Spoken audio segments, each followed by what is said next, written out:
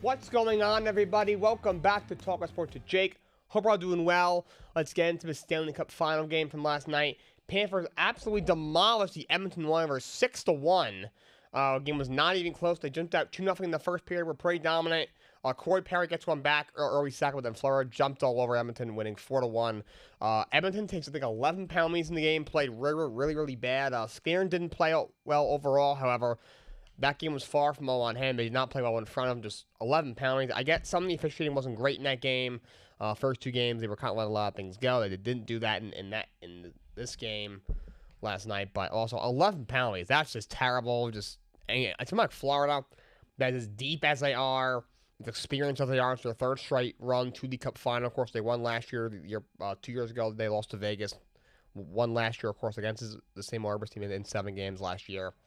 And then they also have an elite goalie in Sergei Bobrovsky, who's a great playoff performer. He elevates his game in the postseason.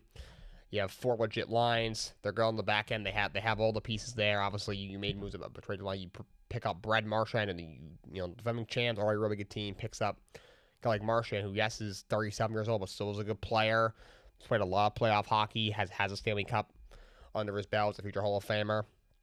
Obviously trying something to prove of him going into a free agent year while he's retiring. He's going to probably want one more contract. Somewhat decent contract. Obviously won't get a 5-year deal, but maybe he'll want like a 2 or 3 year deal out of as much money as he can get before his career is over. And they just have everything. And a team like that, you cannot give them. You got to stay out of the box, and you got to be aggressive. Florida's a very aggressive team, and once you fall behind, it's really tough to come back. So when obviously going down 2 goals after the first period, at that point was like, yeah, this is basically over. And then and it's gonna be tough. Edmonton has to win Game 4. They're not down 3-1.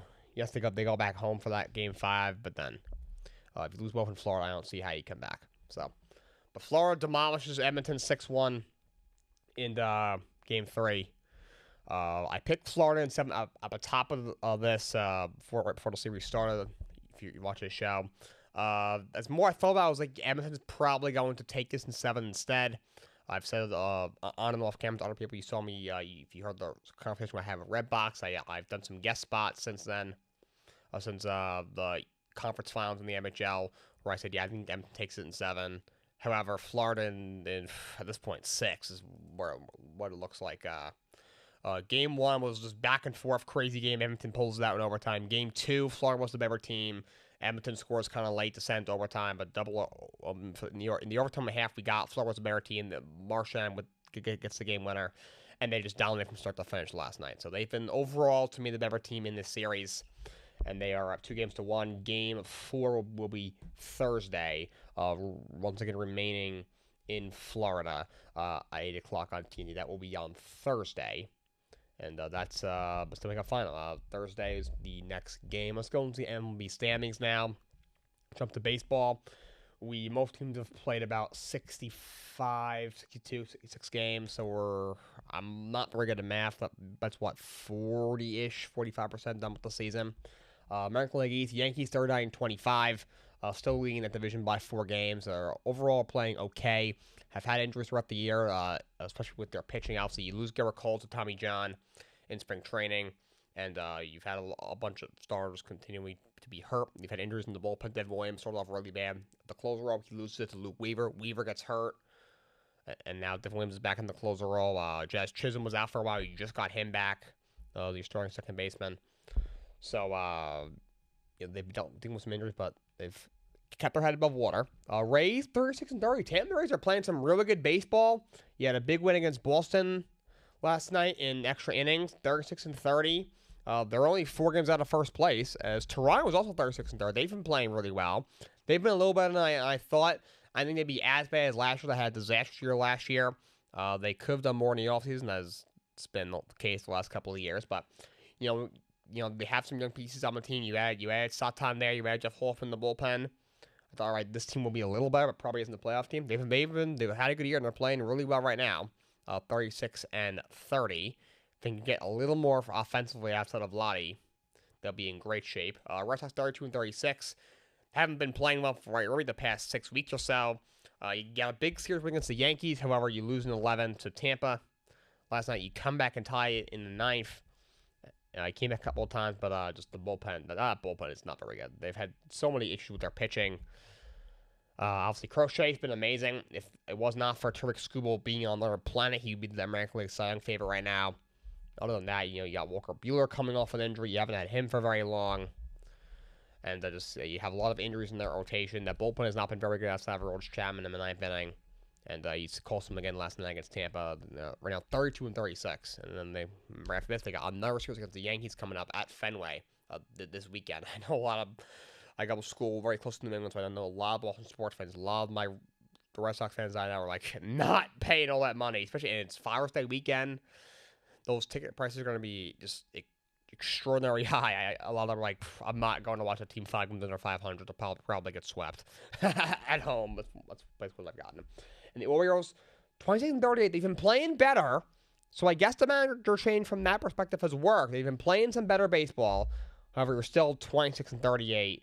You're still obviously talking under 500. You're still out of the race. But it's early. Still June 10th. You never know. Obviously, that's a team that's not very well run. I can imagine Michael Elias, or GM, is on his last legs as well. Obviously, with Hyde gone, I think if they missed the playoffs, which seems likely, I would think he would go at the end of the year as well, if he even lasts the full season. American League Central, Detroit Tigers, 43-24. They continue to roll. They have the best record in the American League by a considerable margin, and they have actually the best record in all baseball right now. That is crazy. Best team in baseball is the Detroit Tigers. Their pitching's been really good. Tariq Skubal, I think his last 11 starts, he has 95 strikeouts and 3 walks. That is just not even human. He's been absolutely amazing. The guys behind him have picked him up. That bullpen's been absolutely fantastic, one of the league's best. And offensively, which we all, we're worried, will they have enough? They didn't even have a great offense last year, obviously, when they were that crazy run late in the season. And they've been great. Their offense has looked really, really good. Even Javier Baez has even had some kind of a bounce-back year. Smith Torkelson's finally looking like the guy that they drafted. That offense has been really, really good. You have a Twins at 35-30. You have the Guardians at 34-31. Royals 34-32. I thought they'd be better. They won the division last year. You won a playoff series. I thought they'd be a little better. And then the White Sox 22-44. They're very bad. Nothing really to see there. Houston is 36-29. In first place right now. Seattle 33-32. They're struggling. Always start out well the first 2 months, and then it's kind of happening right now. But 33-32. Angels 31-34. They've had a weird year. They started off really bad, typical Angels, and then they won 8 in a row. Got back to 500, and then they've kind of fallen off since. But right now, we're playing okay. Not as bad as we all thought. Overall, Texas 31-35. They've been a major disappointment. It's been cool to see Jacob deGrom pitching his ass off. He's going to be an all-star. But the rest of that group has just not come through. And the A's are 26-42. They're just not good. I can't even say where their location. Did they play in Sacramento in a 4,000-seat stadium? They're a joke. National League East, Mets continue to roll, playing some great baseball. Obviously took advantage of an easy schedule. You had the White Sox. You had the Rockies. You swept the Rockies. 42-24, best record in the National League, second best in all baseball besides Detroit. They are rolling. They have the best pitching staff in all baseball. That pitching level over there, whatever they do, it works. Clay Holmes, the guy who was a reliever for the Yankees for the last bunch of years, had a rough year last year. They put him in the rotation. He's been very good. Griffin Kang's the guy who had potential, coming up with the Angels. Never really put it together. Has had a really good year this year. Obviously having Kobe Senga healthy has helped. And Shum Laz, he's throwing a pitcher. Frankie Montas's throwing a pitcher. They've been very good. That bullpen's been great. Offensively, they've been okay. Juan Soto hasn't even been great. It hasn't been bad. Obviously, you're going to get your overreactions because of how much money he's making and the storylines there. But he has not been the guy that we all thought so far since they've signed him. Lindor's been great. And Pete Alonso, that guy, he has had maybe the best year of his career, at least since 2019. When he broke the rookie record. He actually just passed David Wright for second most home runs in Mets history. He's 9 away from Darryl Strawberry. He's 9 home runs away from being the Mets all-time leader in home runs. They have to give him his bag in the offseason. He's probably going to opt out considering the year he's having, and they have to pay him whatever he wants. Okay, you have the richest owner in the sport. Open your pockets. In fact, I'd pay him right now. You know what? Don't even worry about wait till the offseason. Every home run he hits, there's an extra $1 million they're going to have to pay him. That kind of thing. I'd pay him right now. The Phillies 38-28. They're struggling right now. Well, they've overall had a great year, but they have not been playing well. They have a lot of issues in that bullpen, a bunch of injuries. Remember, that's an aging team. It's kind of running out of time on their window. Nationals 30-35.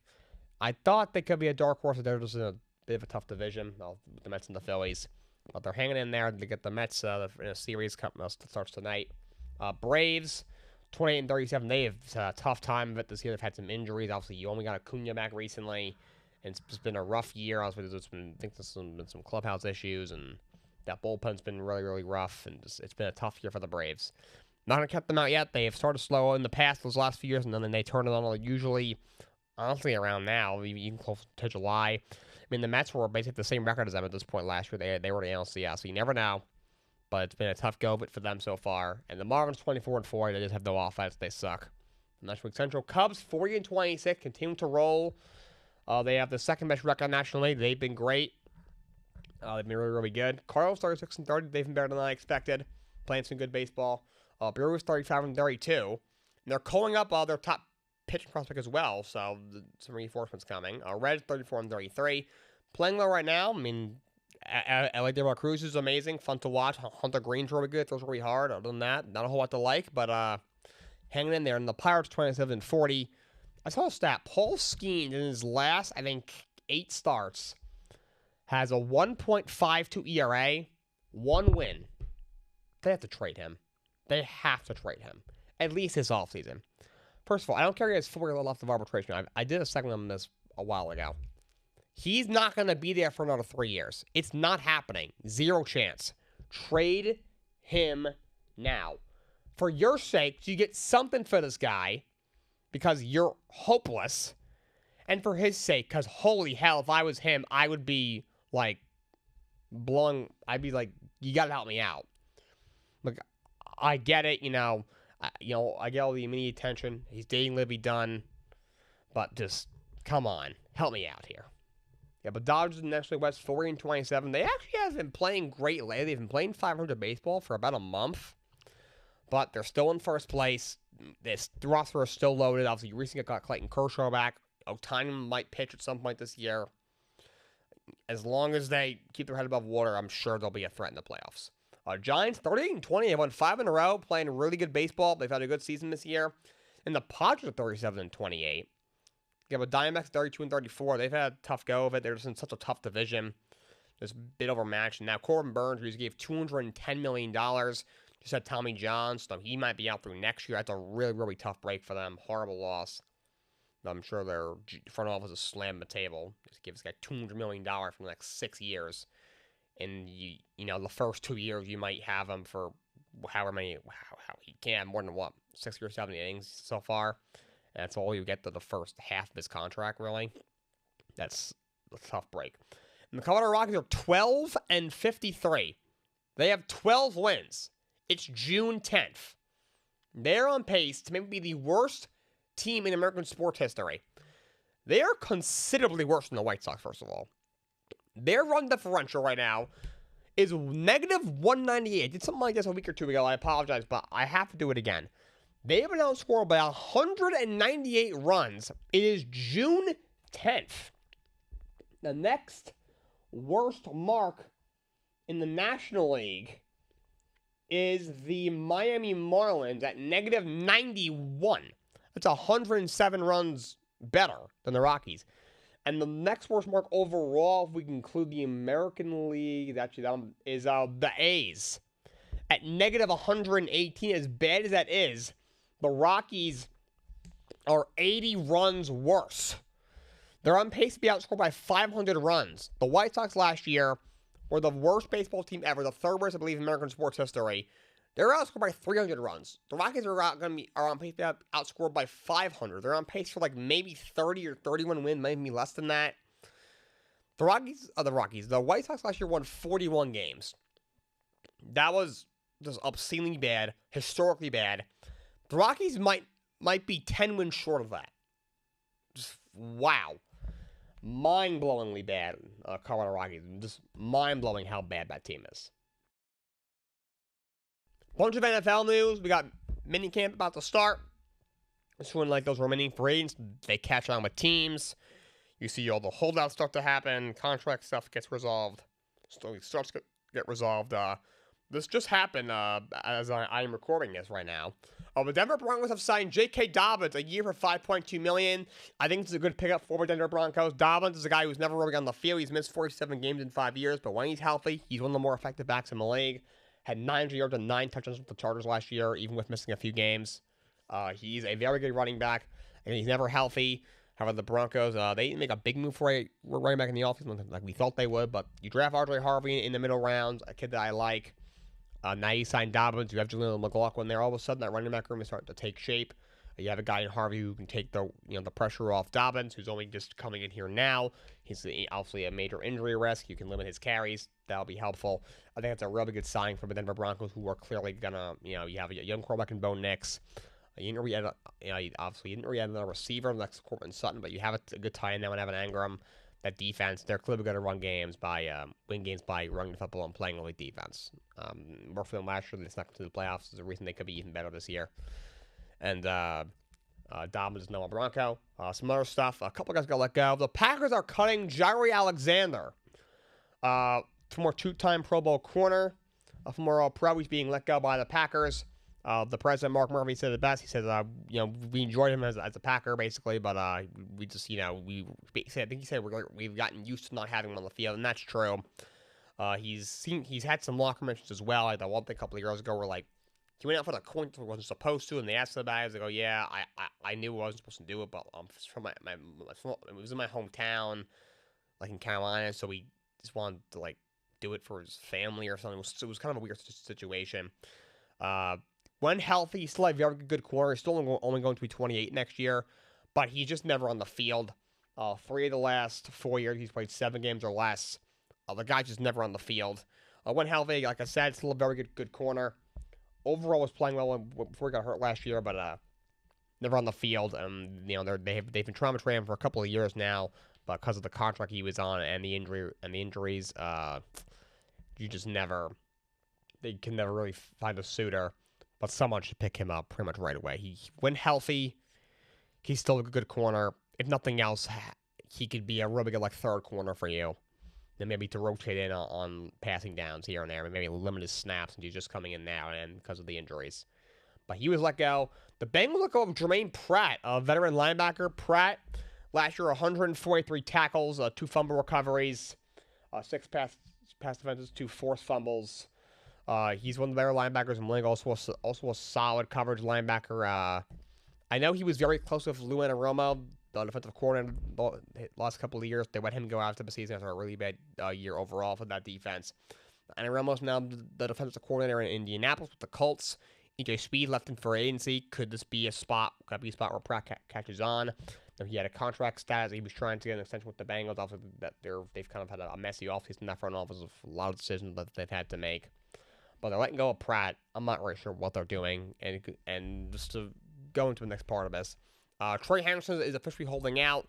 He's been big news. One of the league's premier pass rushers. He's got 17.5 sacks in back-to-back years. He's got 4 seasons with at least 13.5 sacks under his belt. 17.5 each of the last 2 years. Was first-team All-Pro last year. Was the runner-up in Defensive Player of the Year last year. 17.5 sacks was the most in all of football last year.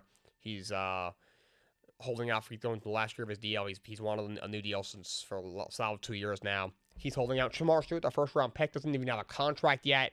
He's holding out a mining camp. He hasn't even played a snap in the NFL yet. He just came out and said, proved and showed, not proved maybe, but showed why, saying why he's right in his holdout. Just it's a mess over there. I don't know who's playing defense for them. If Henderson is holding out or he ends up getting traded, Shamar's holding out. I think their second-round pick was Demetrius Knight's holding out.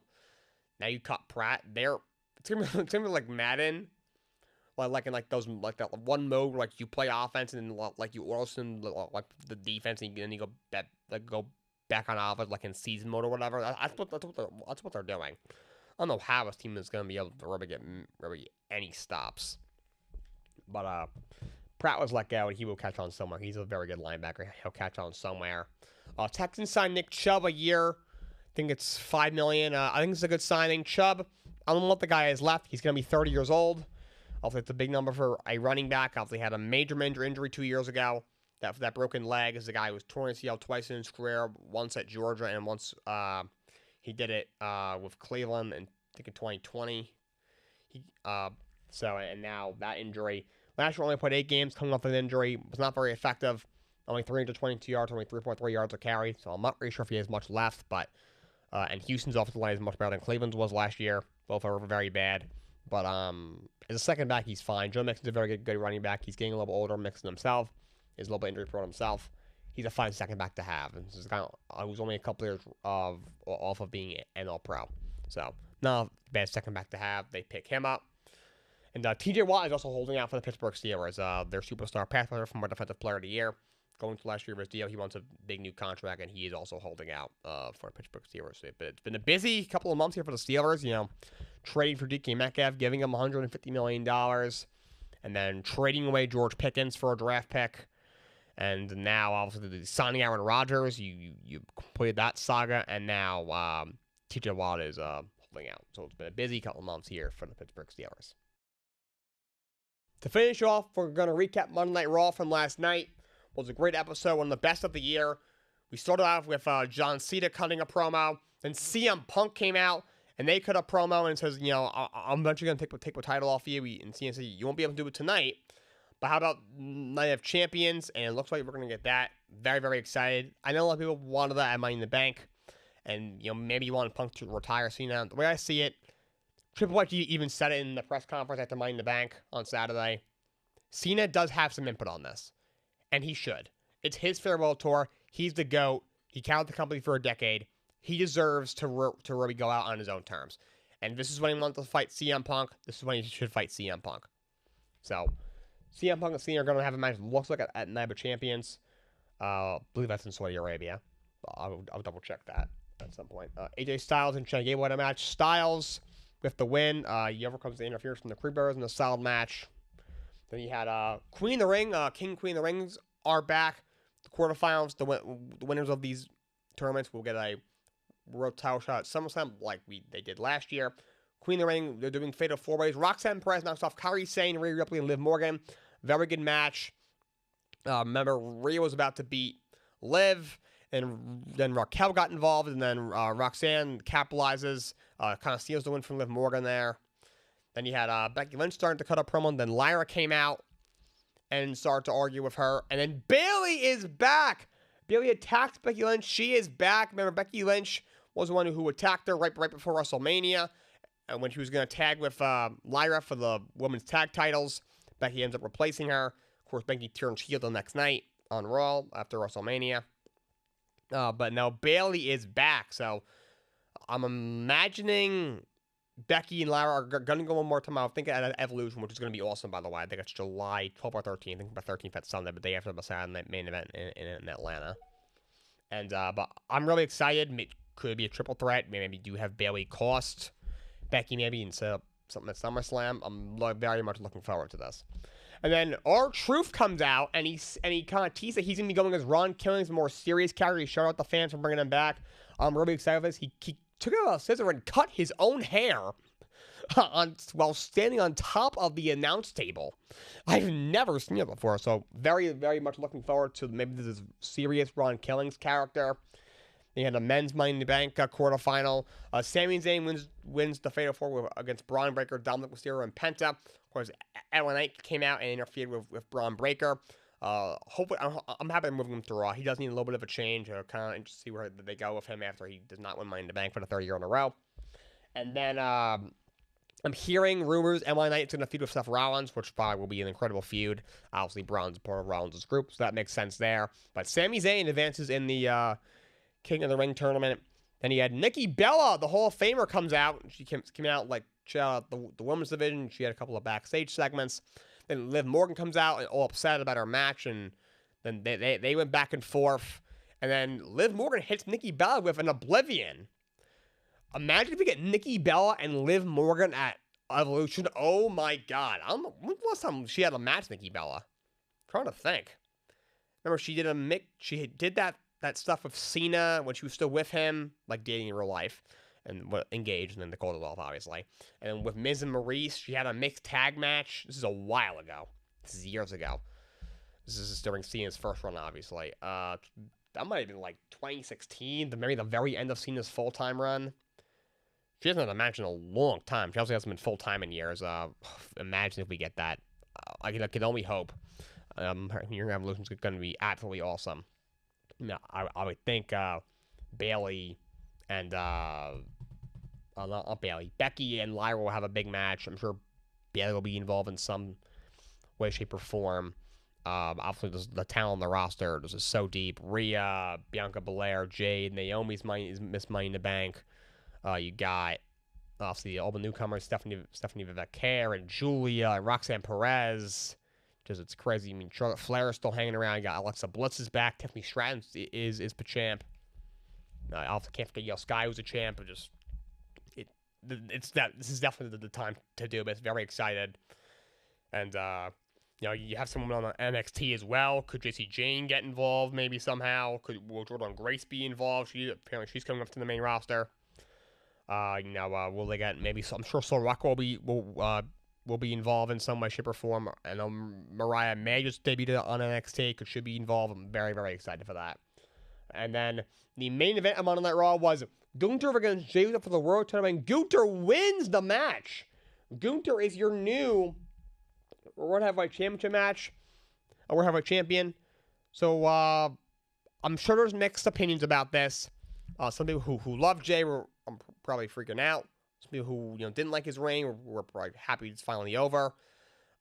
This is my take on it. I like Jey Uso. I personally do. He's worked really hard for a long time. He deserved this opportunity.